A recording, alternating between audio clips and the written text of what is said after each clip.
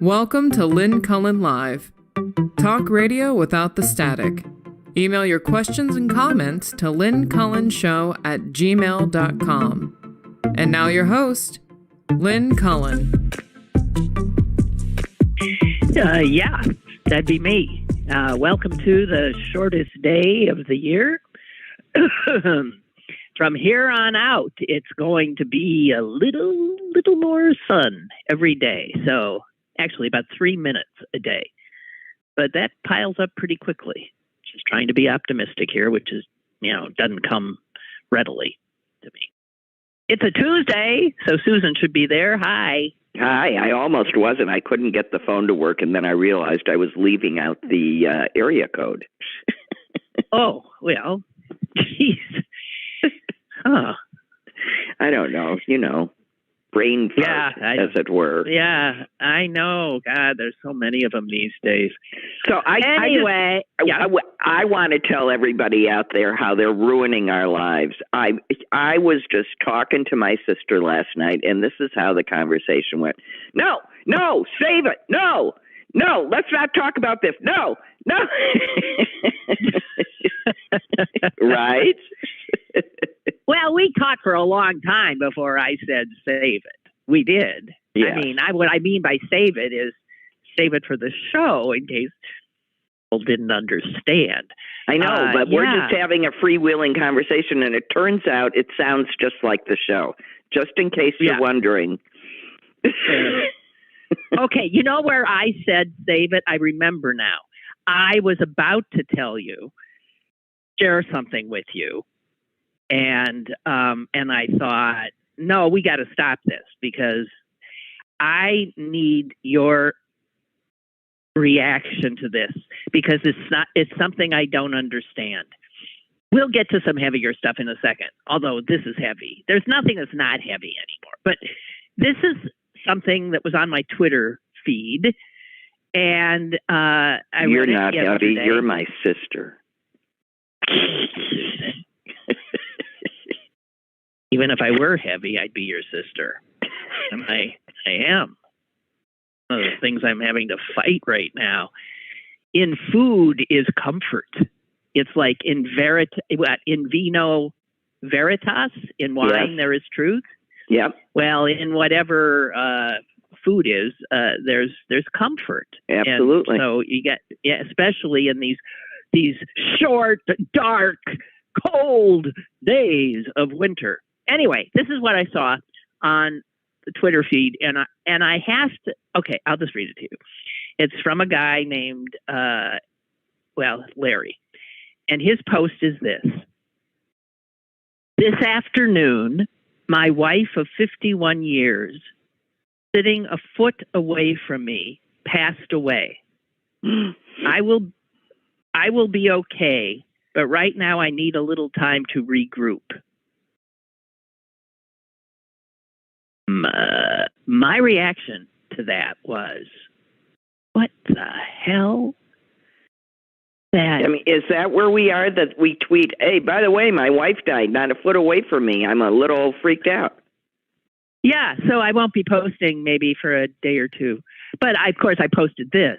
Right. Even though my first instinct was to post. What the hell? And see, if this were a young person, I'd say, if he's been married for 51 years, this guy's well, in his 70s, there's a lot of old guys that spend way too much time. How would you not? How could you imagine? His wife died, and one of the first things he does is tell a bunch of strangers about it. Well, I'm sort of glad he noticed. Jesus. Well, she was only a foot away, so whatever. But I mean, I just thought, I don't understand anything anymore. I don't understand. I thought I knew people a little bit, and I obviously don't. Man, we are being treated to a crash course in in human, I don't know what, frailty, folly. How easily we're trained and habituated, and really. Wow. Well, I just have to say that just unbelievable. I'm sorry, but if okay, I mean, one more thing. Yeah. One more thing before I get into heavier stuff. I mean, this is from the science section. I love the science section, but I just want to read you this first sentence. In rivers and streams across the globe lives a tube-shaped carnivore. It paralyzes and captures its prey with a crown of tentacles, then draws the prey through its mouth, which also serves as its anus. Well, it's a worm of some kind. It's a hydra. A hydra. A many-headed one? Well, this is the thing. It turns out, you find out in the second sentence, that it has the ability to regenerate its entire body or parts of it, including its head. And it can do it from just a pile of cells or a scrap of tissue. So a hydra never dies, it just regenerates. So it might become a totally different hydra over time, but because it's always kept something from, its DNA goes forward. DNA would always be the same, right? Wouldn't it? Yeah, the DNA goes forward. And even though the entire being might be eventually replaced. Very interesting. Yeah. We could learn a thing or two from the hydra. Many-headed or not. But I have to say, I think that reads like, like some, nightmare monster thing. Of course. Shake carnivore, paralyzing its prey with a crown of tentacles, drawing it through its mouth. How large is this hydra? Well, I don't know. I'm sure it's a little guy, don't you think? It's absolutely right. Minuscule. Yeah. So it would not be. Yeah. Oh, God, what goes on in nature. Woo! Oh, okay. So this afternoon, I guess it is, the president is speaking. And we're all going to, here's what I think is amusing. Apparently, we're all about to get one testing kit. Uh-huh. Maybe one. No, well, that's right. He's supposedly going to say he's making 500 million testing kits available. And yeah, everyone's going to get 500 million. Let's say, okay, not everyone wants one because some people are little teeny kids or they're someplace else and don't need them. But even if 500 million, that doesn't. That's one test once. Well, that's one. That's somebody else worked it out for who would probably be needing them or getting them. At most, it's 3 tests, which is also not the point. You need a household would need what? As many as 5. Right. Well, for example, I went looking for tests in Wisconsin before I came back because they are not to be found in Illinois. And in fact, I found some, but when I went back to that place the next day to get some more, they were already gone. And I went to another place, and it said limit 2 per person, even though they had none. And I was going, well, what if there are 5 people in your house? 2 does you nothing. Well, and each test comes with 2, but the way those tests work is to be taken twice in ensuing days, so I don't know. Well, here's the other thing. They cost, you get 2 tests for about $25, which means, and this is something Susan and I were talking about last night, which means, again, that poor people be damned. I mean, poor people aren't testing. No. It's the luxury of those who can afford to have a bunch of test kits at home, put out $100 and more to have a store of them. So this is where the Biden administration has not done a good job in this regard. But I'm a little surprised that his speech is at in the afternoon. Aren't these speeches usually in the like at 5 o'clock or 5:30 or prime time? Well, I think maybe they made a calculation that they really don't want to draw attention to the fact that all hell's breaking loose again, or they just want to cover it on the news all day. Yeah. So I want to read a few things from people in the know. This is from the head of emergency physicians in the state of Rhode Island, Dr. Nadine Himmelfarb. She says, what? Susan? It's just the way you said it. I wasn't laughing at her name. It's the way you said it. A nice Jewish name. Yes, of course it is. Himmelfarb. Okay. So Dr. Himmelfarb said, our state healthcare system is currently collapsing. Imagine patients dying while waiting to be seen by a doctor who is 50 feet away and because of lack of staff, simply unable to treat them. This is a true tragedy and it is currently unfolding in Rhode Island. Now, what's interesting about that is this thing has barely started up.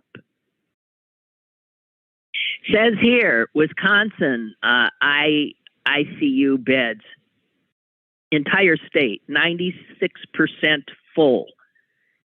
Now, here is, here is a virologist at Harvard Medical School. We are in deep trouble.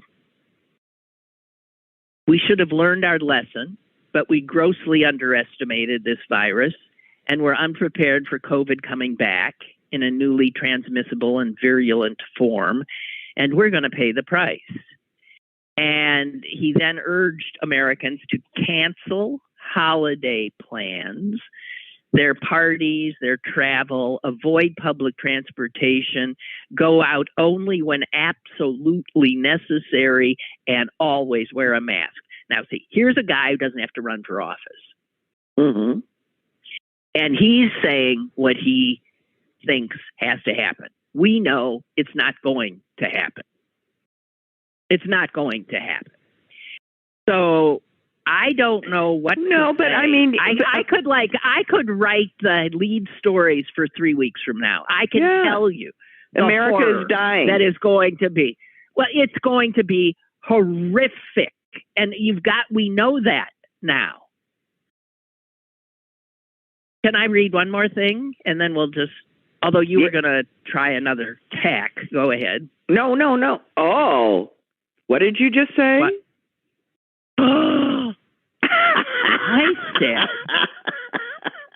I said, go ahead. And what did you mean by that? I was granting you permission to continue. Yeah, I have no idea what I was going to say. That was like 4 hours ago. Okay.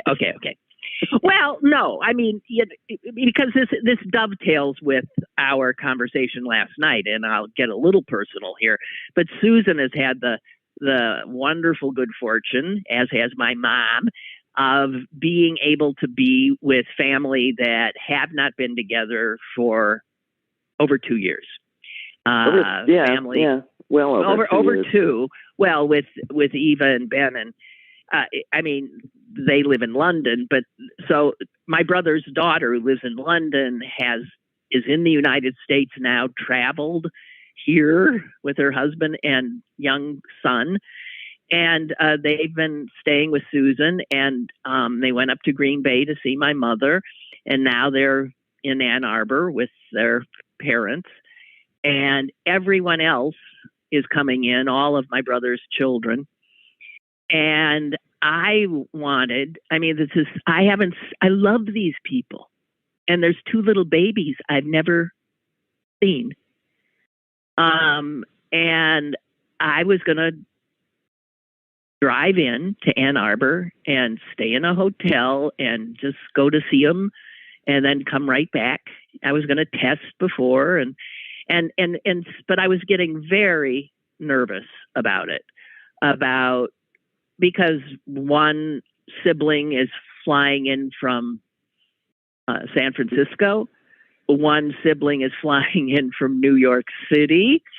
Others coming from Portland, Maine, and then add me from Pittsburgh to the mix. And it just sounds like the exact kind of thing that everybody, but we're all going to test and all of that. So I was really getting cold feet. So Susan talked me into going because she said, well, I'll say to you, argue. Go ahead. Your point. Sorry. Now we're even.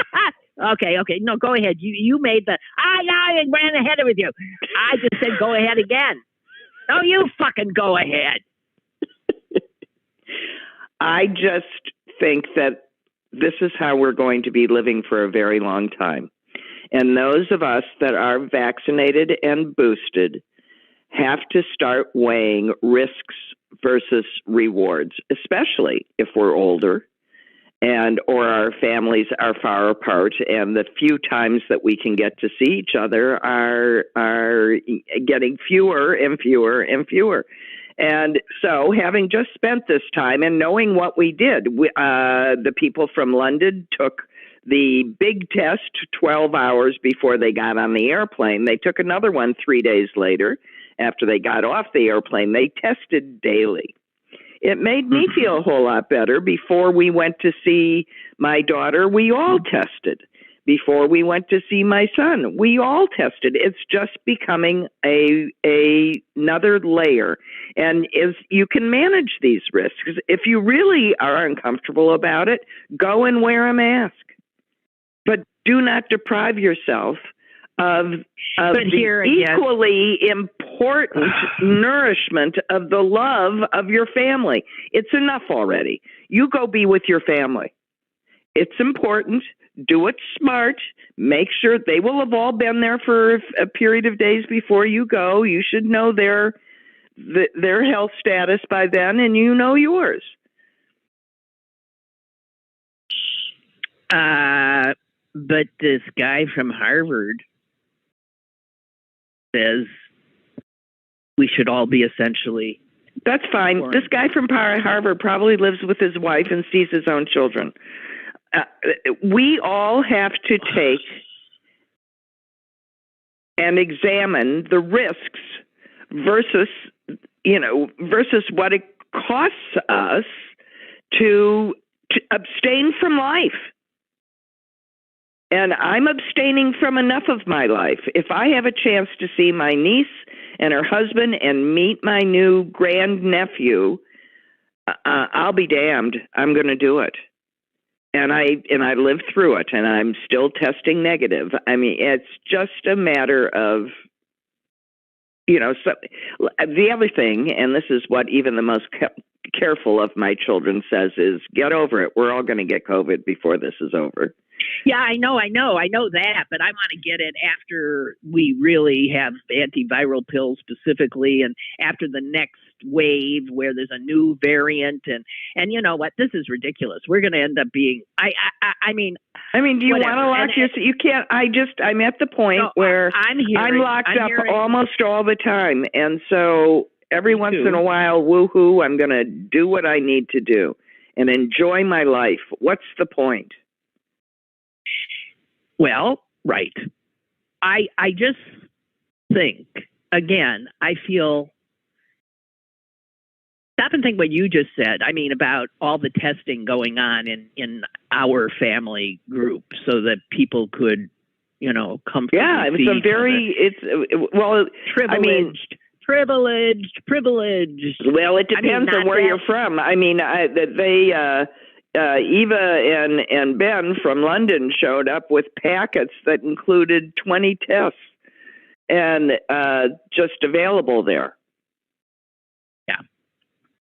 Well, that's the other part. It's raging. Well, it's raging over there. Everywhere they've gone, it's raging, and it's just starting. And how the hell are they ever going to get back to England? Well, I think they're thinking, what's the worst that can happen? They'll be stuck here for a while. Yeah. I really think that's a possibility. Mm-hmm. So, I just, people are getting it left, right, and center now. You got the governor of Maryland. You've got Elizabeth Senator Warren. You got Booker, Senator Booker.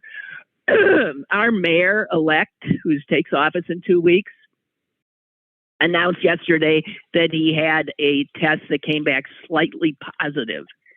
And somebody said, is that like being slightly pregnant? Yeah. What do you mean slightly positive? That's like when Eric broke it to our father that he was in a little bit of heart failure. I think what we have here, Norman, is a little bit of heart failure. Yeah, and I just looked at it and I said, what's that? Like a little bit of dying? Is that a die? Yeah, doesn't sound good. Well, heart failure is one of those terms that sounds so dire, and yet people can live with heart failure. Dad died of something else at 86. He was in heart failure for 30 healthy years. Yeah, I think that's why I think that's a bad term. It's a bad term. Because heart failure does sound like... It can be managed. It can be managed. Yeah. So, Right. Yeah. People should know that. Just telling you, because our father had it for forever. What he did have on that incident, just so you all know, is a very broken pacemaker and no pulse. But other than that, and the blue tint to his skin. Airport, though. Yeah, he drove over to the airport, and I wouldn't get in the car. Pick you up. Right. No pulse.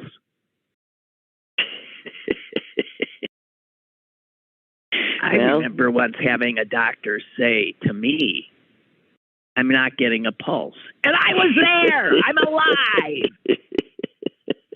I said, what do you mean you're not getting a pulse? I know I'm slow because I take after Dad. I mean, my pulse and I got to wait a little while for the next one. It's low. Gigi writes, I'm appreciating your discussion. I recently ventured out to watch my son graduate from college. Every student was allowed 6 guests, and I had visions of a huge crowd. I was prepared to watch the live stream on my iPad in the parking lot, but my partner sent me a photo of a huge convocation center with people sitting in their own section, so in I went.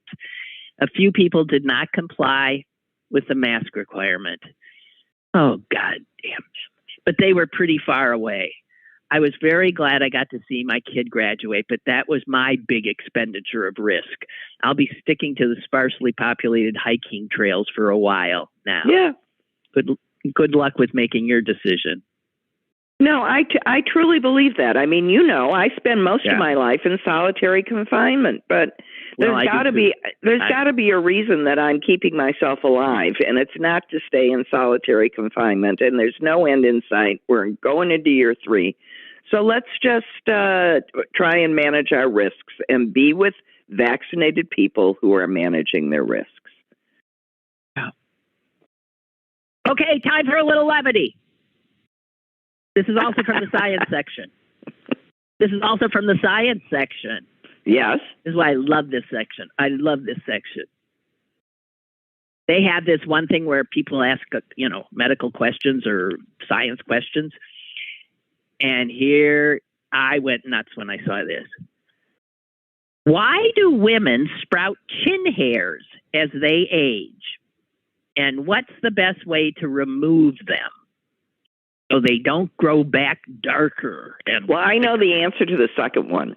It's hire someone that can still see and just walks up to you and plucks it out. Yeah, right. Usually when it's an inch and a half long and you can't believe you haven't seen it. see, I always thought this proves that if there is a God, he's got one warped sense of humor, right? Because what he does, I like the idea of God as a white male. It fits my sense of God. What he loves to do is wait till women and men, I guess, are getting very old. Then he takes their ability to see up close away. And then he makes hair sprout out of their nostrils, their ears, their chins, and they can't see them. And for women who wear makeup, there's all of a sudden when they put on lipstick, the lipstick always seems to end up on their teeth. Also, we grow a layer of just peach fuzz that wasn't there before. Yeah, and there's a lot of peach fuzz. So I remember when I first found my first chin whisker, the first thing that came to my mind was, not by the hair of my chinny chin. What's that from? Is that from Little Red Riding Hood? Which one's that from? Not by the hair on my chinny chin. It's a huff of the Three Little Pigs. You think it's the Three Little Pigs? Yeah. Doesn't the wolf come along to blow the house down? Well, I'm thinking of the wolf too, and isn't the wolf in bed? No, somebody help us here. We have a literary. Yeah, he might be the grandmother in Little Red Riding Hood. I don't know though. Look, we'll be totally wrong, and it'll be Rumpelstiltskin. Not by the hair of my chinny chin. So I was so appalled because the first one I found was like almost an inch long, and it's right at the bottom of my chin, and I thought, what the? And it's like they grow overnight. There's no way that you didn't. No, I disagree. And the thing is, you're with people. And I make a point of having younger friends whose eyesight is not totally compromised. And man, here's what I want to say to all of you. If you're with a woman and you see like a big, like black hair growing out of her chin, tell her. It's like it's the right thing to do to tell someone if they have spinach in their teeth. It is. Well, it'll make for a really mortifying moment for both of you, but go ahead. You'll have a good laugh about it later. I know. I have to, I have a lot of old lady friends. Well, old lady friends. It's absolutely, a woman to woman, absolutely, you must. Some have dropped dead on me, but there were ones where I just couldn't believe the amount of hair on their faces. And I thought, this is, in some cases, I don't say anything because it's clear I don't know. So you know what this is from? Of course, it's hormones. Once a woman goes into menopause, we start producing more male type hormones, androgens, right? And they can transform the kinds of hair follicles. So when it's always, I know where this one comes. Once you got one of those big things you see come out, that's the follicle. That's a follicle that's been changed because of androgen. So I'm now on this one. I watch it. I pluck it out, and then I wait. And I see it. It usually waits for a while, and then bang, damn, there it's coming again. And you have to wait till it gets, out there. But I'm on that one. I'm just wondering if there's others I'm not aware of. Well, in 3 years when I see you again, I'll take a look. You've got to go to your brother's house because I gave them all of the stuff that you left at my house. Right. Am I going to get it if I don't go? Okay. And and one other thing, because a lot of people have said, oh, don't ever pluck that hair out of your face because it'll grow back thicker and darker. That's total bullshit. Thank you. And that's the follicle produces what the follicle produces. Yeah, exactly. It's total bull. And in fact, the more you pluck, the better chance you have of damaging the follicle. And it won't grow back. And that's why women that overpluck their eyebrows and then they go away. They stop growing back. So you don't end up with eyeballs. I mean, eyebrows. No, your eyeballs usually stay. Unless you've been plucking your eyeballs, which, sounds vaguely hairy painful. Eyeballs. Hairy eyeballs. Okay. All right. Okay. So there was that. Just saying. Did you read the viral obit? And I can't even tell you who it. And yes. Okay. And it was she was from here. Ah. It was in the Pittsburgh paper. It was also in the Fayetteville, North Carolina paper because her daughter lived there and that's where she was most recently.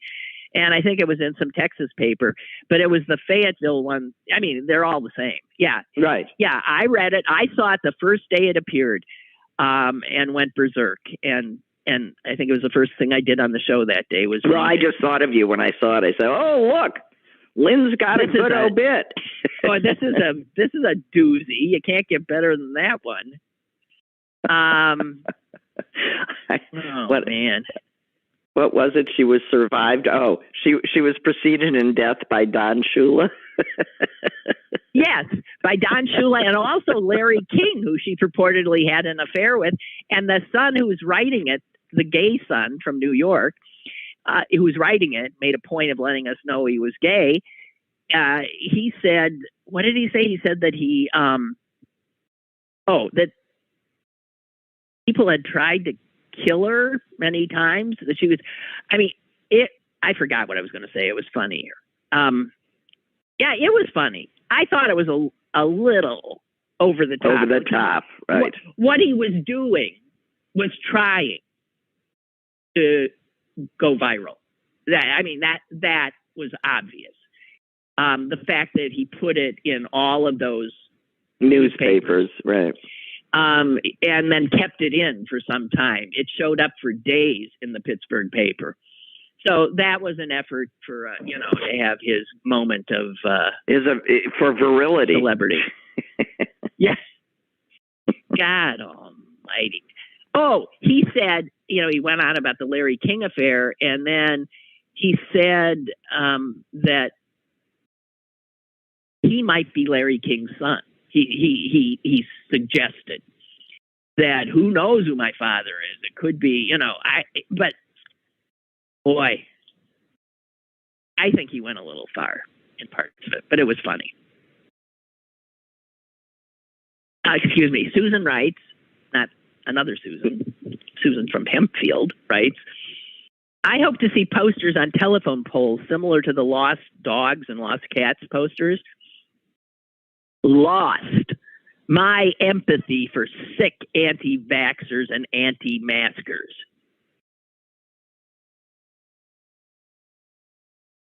Yeah.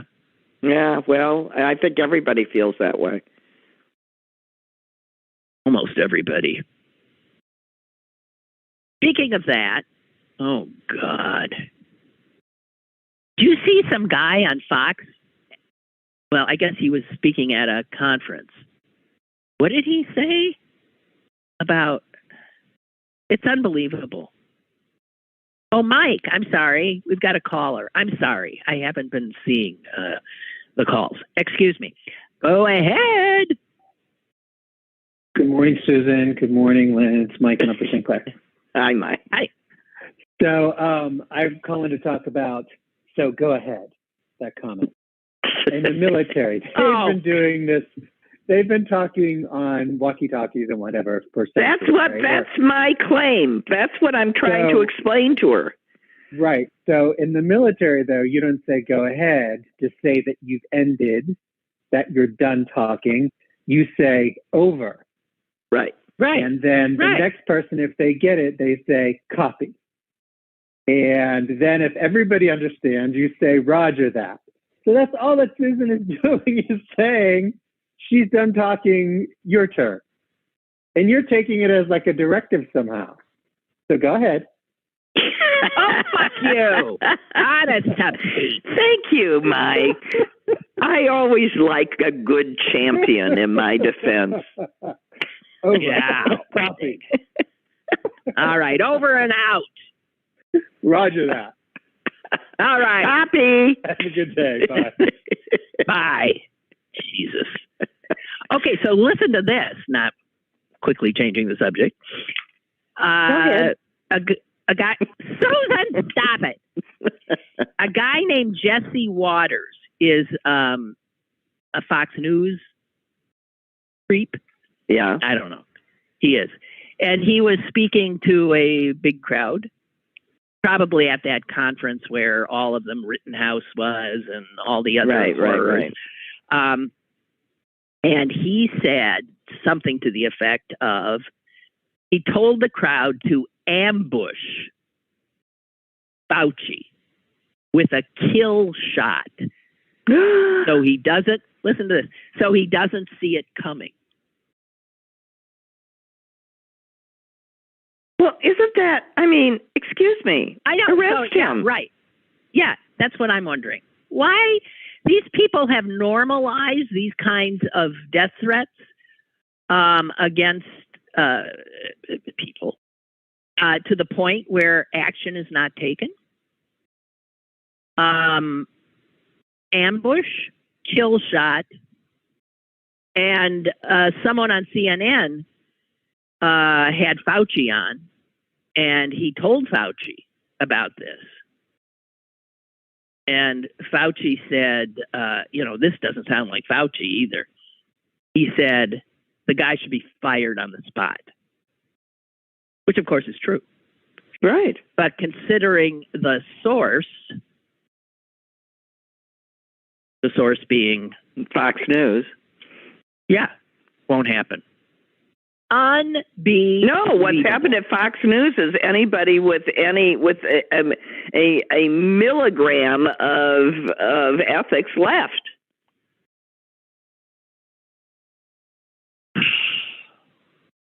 Okay. That was my first big sigh of the show. Yeah, well, that's awful. Yeah. And we're waiting for 3 verdicts of 3 women. Here, it's so nice that we're at least in one regard we're equal with men. We're now being charged with awful crimes with the same regularity, right? Innocent black young men or kids, women, sex trafficking, and women defrauding. Oh, right. I was wondering who the third was. It's Theranos. Right. All the Theranos. Yeah. Right. Theranos. Yeah. Yeah. Whatever. God dang it.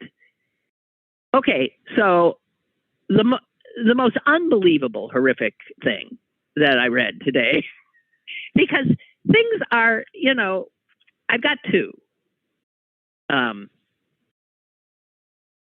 The third grade. Oh, that Nazi stuff. Oh my God! The third graders at Watson Elementary School in Washington, D.C., where the librarian had them acting out the Holocaust, complete with atrocities and basically, and anti-Semitic slurs. Right.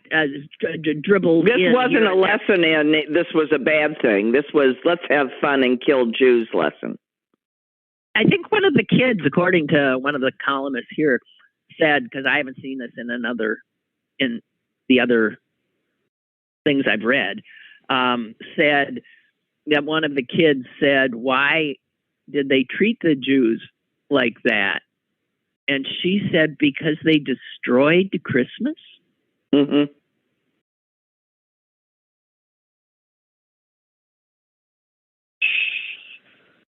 All right. So the kid who she picked to play Hitler was a Jew.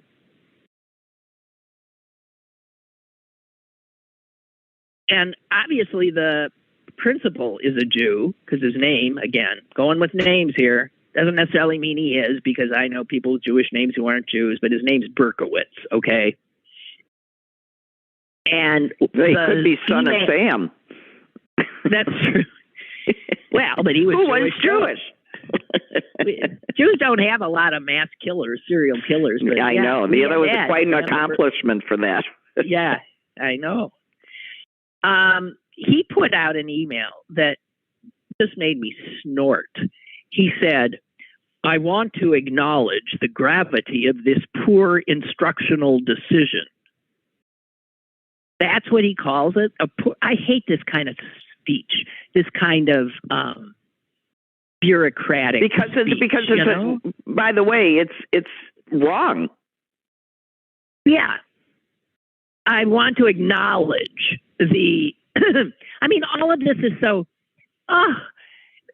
acknowledge the gravity of this poor instructional decision, rather than, the hair on fire kind of statement that is a real right. But let me apologize for this anti-Semitic, inexcusable anti-Semitic behavior that occurred. And traumatic thing to these 8-year-olds. 8-year-olds. They had to dig mass graves. Some of them had to go to the gas chamber. Each other. Some had to. She told one kid to, get off a cattle car and go pretend he was dying in a asphyxiation in a. My God. So the upshot of this is that this librarian, Imberlin Jerkowski, was convicted in October of 2013 of defrauding a school district in New Jersey of nearly $24,000, some kind of tutoring scam. Well, why is the school district even hiring her? Well, here's my guess, because it says here, the report from New Jersey said she had cooperated with the state and entered an intervention program, which is typically for first-time offenders and usually ends with the removal of a conviction from the record. So even if the D.C. district tried to do due diligence on her, they would not have found. And that begs a question. I mean, if you're working with children, I just... You shouldn't be able to, You shouldn't be able to pretend that certain things didn't happen. Unbelievable. Have you seen the doctor's post on Reddit? The one begging people to get vaccinated? Nope. Oh, now don't tell me you're not coming up. It came up a minute ago. Why is this happening to me? Oh, and there's the little wheelie thing. God damn it.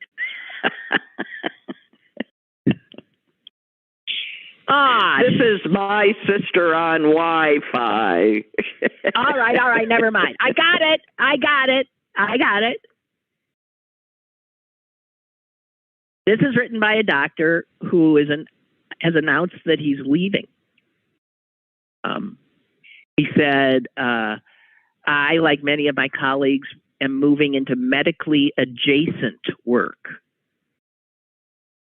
Which means what? That he'll be able to use his medical training in some other way. He's set up with dealing with people. He can't do it anymore. And it's a little long, but can I read some of this? It's unbelievable. He said, I've been able to deal with the years of patients who attended Google Medical School You know what he was referring to there. Yes. That people come to the doctor and say, and well, I tell Googled them, it. Right. They become their Google experts, yes. And he said, and I've learned to deal with the hours wasted explaining things such as why cinnamon can't be used to treat diabetes, or the garlic and beetroot can't treat HIV, and Lord save me from essential oils. Oh, we're too dumb to live. Okay. Well, I'm gonna. I mean, if he's just turning up his nose at everything but Western medicine, I think he's full of shit too. Okay. Listen to this. He then goes on to talk about the horrors of treating people with COVID. Yeah. And he also says, I have never seen a horrible case of someone who was vaccinated.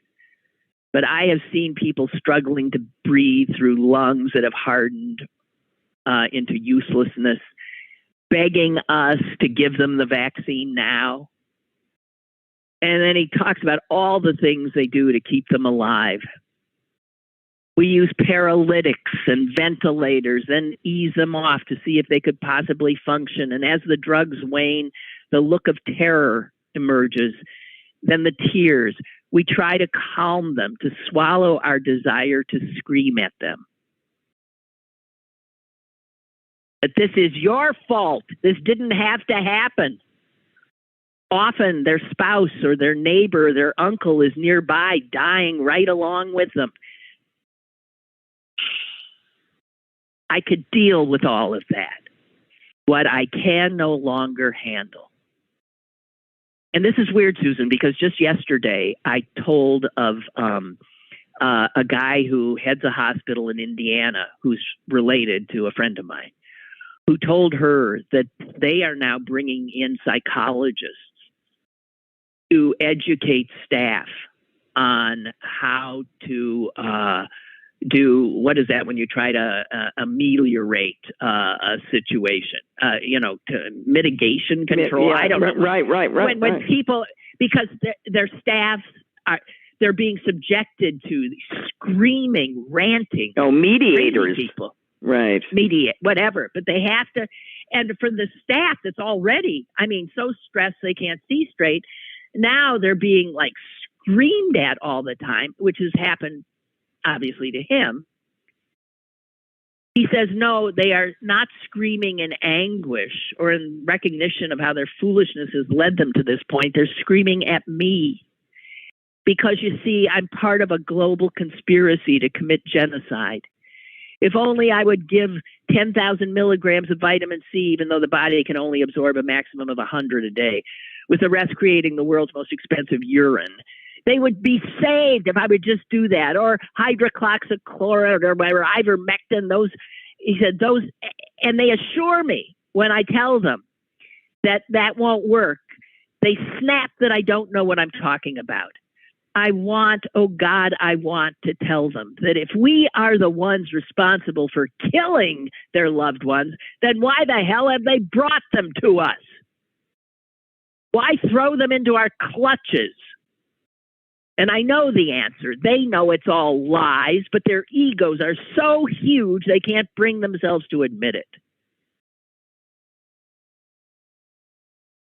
Anyway, he goes on to talk about his breaking point. And the breaking point, this is where it gets longer, was a 38-year-old man, wife, 2 daughters, and he's dying. An enormous clot kept reforming in his leg. We've been forced to amputate his foot, trying to save his life. Don't let me die. Don't let me die. He kept begging, give me the vaccine. And he said, I had to tell him repeatedly, no, it's too late. The vaccine won't help you. He begged to see his family, and a nurse called his family, and because they had never come to the hospital because they refused to wear masks. And so they wouldn't be let in. All of these people. What is with them? So this guy's wife refused to see him because she would have had to put on a mask. And then the doctor called her. He said, I got on the phone and she ordered me to cure him with ivermectin. I explained to her that doesn't work.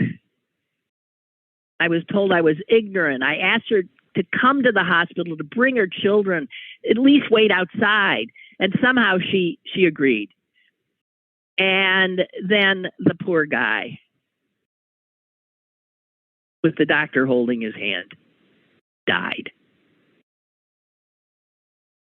We tried to save him, but there was nothing to be done. He died.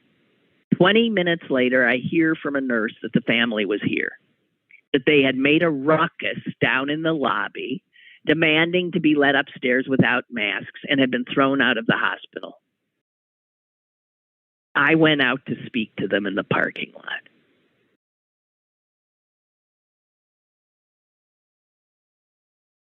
I'll read the last paragraph. I stepped outside. I went to the wife, identified myself. I told her I was sorry, that we had done everything we could, but her husband had died a few minutes earlier.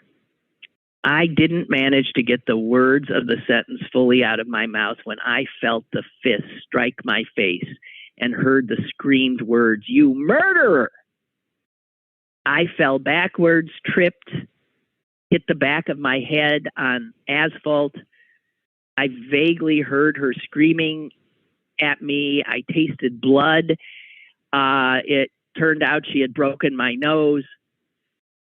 Security grabbed her. They were getting ready to call the police, but I knew if they did, I would become the next national target for the QAnon maniacs. I told them, just put her in her car. I wasn't going to press charges. I went back to the hospital. I started looking for a new job the next day.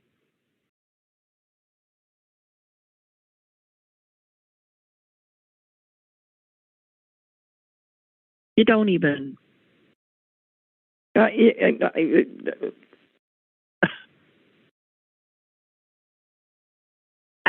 I don't know how they treat these people. I mean, you know that if you poll most of vaccinated America, there's a large group of people that don't think they should even be allowed in the hospital. You did this to yourself. Right. Go die. Yeah. Those spaces should be reserved for people that tried to keep themselves well. Well, the frightening thing now with the ICUs, I know they are here very full. And as I said, Wisconsin is almost 100% full. And this thing hasn't even started. Right. And and there's a lot of reinfection, and especially among unvaccinated people that had COVID. And they're just getting sick. So... Because, at a certain point, I keep thinking, how many cases can Wisconsin have? I mean, there's a limit to how many people are there. Well, as you said, everyone's going to get it eventually. Well, people are getting it 2 and 3 times. A doctor wrote in a local paper here, the Tribune Review, an op-ed in which he argued that I don't know about other states, but in Pennsylvania, there is a crime called reckless endangerment. That right. Some states have it. Yeah. He said, how, these people are killing people by not being vaccinated. Well, Trump got booed when he said in a speech that he was boosted. I mean, they created their own, imbecilic monster.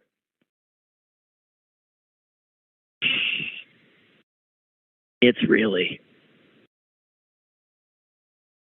What's amazing is that more of them are not dying.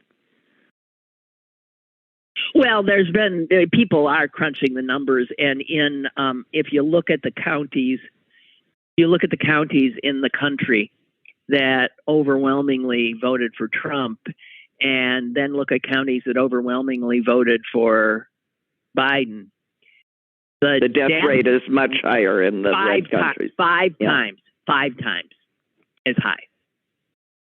5 times. So I think Dana Milbank in the Washington Post today wrote a piece about how the Republican Party now is a death cult. Yeah. And you talk about how it's who's that idiot? Why am I blanking on her name? Palin. Sarah Palin, right? It went full. Sarah Palin's pop back up. I think she must have been at the same place that the guy who said to ambush with a kill shot, Fauci. This is the gathering of the fine people of the Republican Party. And she said, over her dead body, was somebody going to put a vaccine in her? Well, okay. Fine. It might very well be the dead body. Which is, we are bringing up the New York Times and the opinion writers. Did you see the piece about Thomas Friedman and somebody's making an ethics complaint because he didn't disclose where he gives his charitable funds? And New York Times says, I think quite rightly, that's not an ethics problem. The ethics problem runs the other way. But that's generally but it is, they did have some journalistic professorial type saying, well, that's the way it's been, but maybe this guy's got a point. Because where you give your charitable contributions suggests, if you look at Friedman's, it suggests where he stands politically. It's absolutely no different than what he says. He simply puts his money where his mouth is, which he has every right as an American to do. What he doesn't have a right to do is take money and then espouse a view that the giver of the money has purchased. Right. It's just not, I just don't go there. And I think I just think that's a bunch of busybody nonsense. There are real issues here. Don't muddy the real issues. Well, see, it's things like that which makes me crazy because of the cataclysmic, consequential time we're living in. That this is something that we're supposed to waste our time thinking about. That's not, it's like you triage what you're going to get upset about now. That is not. Well, we're supposed to be upset that Thomas Friedman, who writes about issues involving the environment and all sorts of basically, I guess, liberal causes, actually supports them. Duh. Yeah. Where's the misleading? I don't know, and he's extremely, extremely generous. I mean, he made a ton of money, and he's given millions away to try and save the earth. Yeah, What a terrible thing. Okay, it's disclosed. There you go. Well, you know what? I remember early in my journalism career that there were some who said a journalist. I met one guy, I can't remember who it was, but I was stunned. He said he never voted because he felt that his need to be neutral was so constant that he couldn't exercise his right to vote, which I found so absurd. That is absurd. I was blown away. You can have you have a right to have a private opinion, even though you professionally exercise neutrality. You are human. I mean, who's he kidding? Just because he doesn't cast the vote doesn't mean that he doesn't have a preference somewhere in his brain. Exactly right. Exactly right. Oh, dear Lord, help me. Hello? We're done. I think we're done. 59, yes, almost. I've got 11 here. Okay. Just saying. You're Eastern time. So, okay. Yes, it is 9 now, yes. Okay. You mean 10? 10. It's 11, right. Or whatever. Go ahead get lost. You Okay. win. Goodbye. Bye. Bye. And you guys, I'll see you tomorrow. The day tomorrow will be 3 minutes longer, give or take a second or two, than today. Just saying. And that's the good news.